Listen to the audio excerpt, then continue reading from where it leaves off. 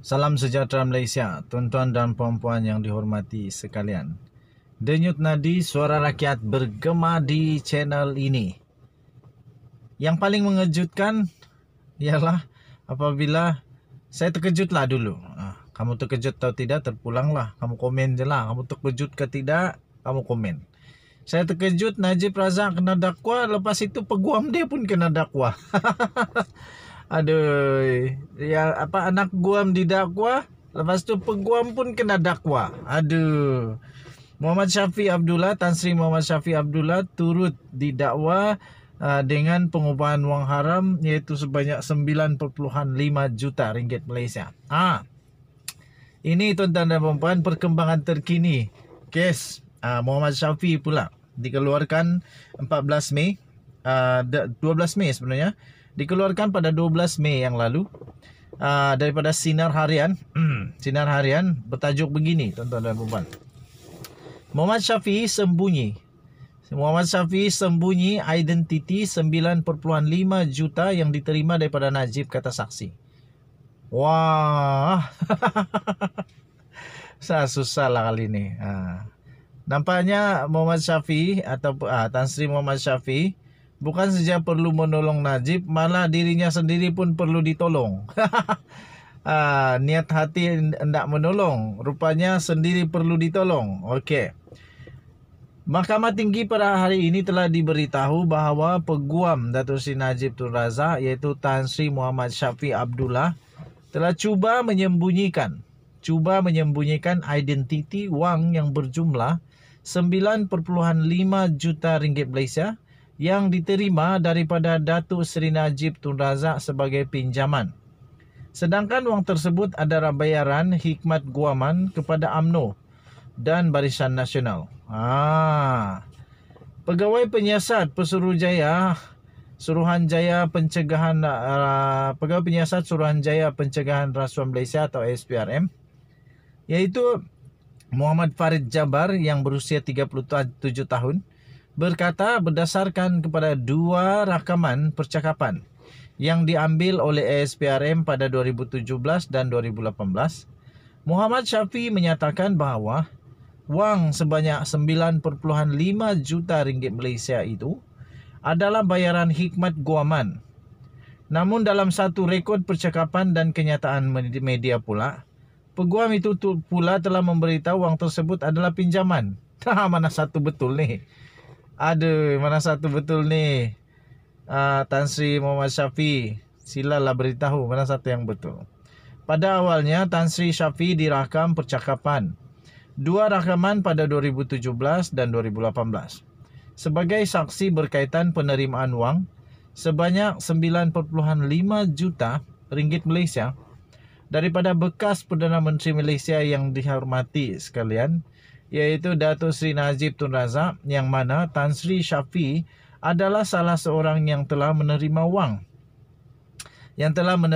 daripada Datuk Seri Najib Tun Razak. Pada ketika itu Datuk Seri Najib disiasat oleh SPRM. Penjelasan Tan Sri Syafiq menerusi dua rekod percakapan yang telah saya perolehi jelas membuktikan bahawa penerimaan 9.5 juta ringgit Malaysia itu adalah merupakan bayaran yuran guaman bagi kes-kes petisyen pilihan raya tahun 2004 dan 2006 yang telah selesai, katanya, dan menambah dua rekod percakapan itu diambil oleh dua pegawai SPRM. Saksi pendakwaan ke-8 itu berkata demikian semasa pemeriksaan semula oleh Timbalan Pendakwa Raya iaitu Afzai Nizam Abdul Aziz pada perbicaraan kes peguam itu yang didakwa telah menerima wang hasil daripada kegiatan haram yang berjumlah 9.5 juta ringgit Malaysia daripada Najib Razak, dan dua pertuduhan lagi membuat pernyataan palsu dah kepada Lembaga Hasil Dalam Negeri LHDN. 2 kali 5 lah dengan Datuk Seri Najib rupanya. Najib pun kena di mahkamah, di Lembaga Hasil pun kena juga. Jadi peguamnya pun sama juga. Peguamnya pun kena di mahkamah. Di LHDN pun kena juga. Aduh, kesian Datuk Seri Najib Tun Razak. Kesian. Rupa-rupanya yang nak menolong pun perlu ditolong. Yang nak menolong pun perlu dibantu juga.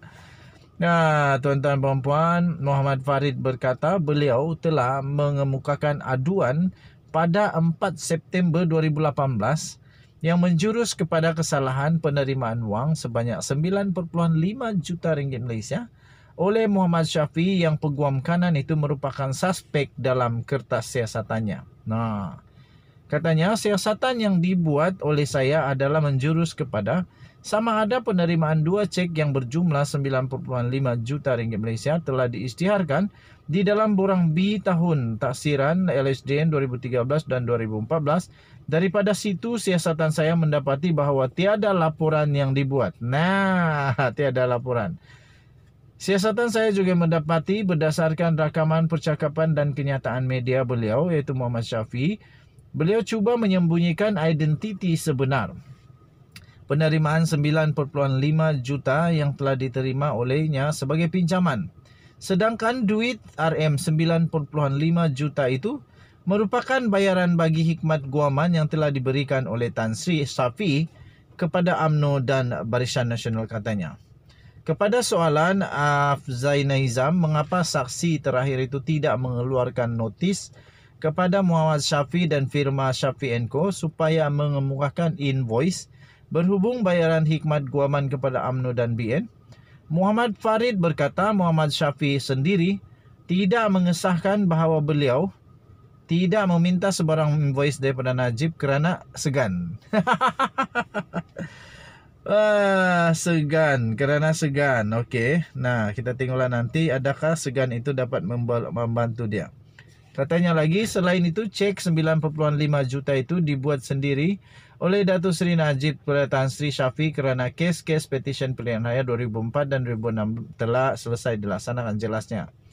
Selepas saksi pendakwaan terakhir itu memberi keterangan, Afzai Nizam kemudian memaklumkan kepada Hakim Datuk Muhammad Jamil Husin bahawa pihak pendakwaan telah menutup kes. Pihak pendakwaan menutup kes pada hari ini setelah memanggil 8 saksi. Pendakwaan tidak menawarkan saksi kepada pihak pembelaan katanya. Peguam Harvinder Jit Singh yang mewakili Muhammad Syafiee mengucapkan terima kasih kepada pihak pendakwaan dan Hakim Muhammad Jamil kerana mendengar kes itu. Hakim Muhammad Jamil kemudian memerintahkan kedua-dua pihak untuk menyerahkan nota prosiding pada 12 Jun ini untuk mahkamah meneliti nota tersebut dan dibandingkan dengan transkrip rakaman mahkamah CRT bagi menentukan ketepatannya. Kedua-dua pihak juga perlu memfailkan hujan bertulis pada atau sebelum 26 Julai dan hujan lisan ditetapkan pada 15 September. Antara saksi pendakwaan yang dipanggil untuk memberi keterangan pada perbicaraan kes yang bermula 21 Mei 2021 itu ialah pengurus cawangan Embeng Jalan Raja Chulan. Ramai lagi lah. Okey, walaupun begitu tuan-tuan dan puan, harus maklum bahawa Muhammad Syafiee yang tertuduh itu mengaku tidak bersalah atas dua pertuduhan telah menerima wang hasil kegiatan haram yang berjumlah 9.5 juta melalui dua cek yang dikeluarkan oleh Najib Razak yang dimasukkan ke dalam akaun CIMB Bank Berhad miliknya, iaitu cek sebanyak 4.3 juta ringgit Malaysia yang diterima pada 13 September 2013, manakala 5.2 juta lagi pula pada 17 Februari 2014. Muhammad Syafiee dituduh melakukan kedua-dua kesalahan itu di CIMB Bank Berhad, Taman Tunku, Bukit Tunku di sini mengikut Seksyen 4-1-A Akta Pencegahan Pengumpulan Wang Haram, Pencegahan Pembiayaan Keganasan dan hasil daripada aktiviti haram 2001 yang membawa hukuman maksimum penjara 5 tahun dan denda 5 juta atau kedua-duanya jika sabit kesalahan. Peguam itu juga berdepan dua pertuduhan terlibat dalam transaksi hasil daripada aktiviti haram, iaitu mengemukakan penyata tidak betul dan bertentangan dengan Perenggan 113-1-A Akta Cukai Pendapatan 1967 bagi tahun kewangan berakhir 31 Disember 2013 dan 31 Disember 2014. Beliau didakwa melakukan kesalahan itu di LSDN Cawangan Jalan Duta, Kompleks Pejabat Kerajaan, Jalan Tuanku Abdul Halim di sini pada 3 Mac 2015 dan 29 Jun 2015. Dan beliau berdepan dengan hukuman maksimum penjara 15 tahun dan denda 5 kali ganda jumlah hasil aktiviti haram. Sekian berita. Denyut nadi suara rakyat, penggema di channel ini, kita jumpa lagi, bye bye.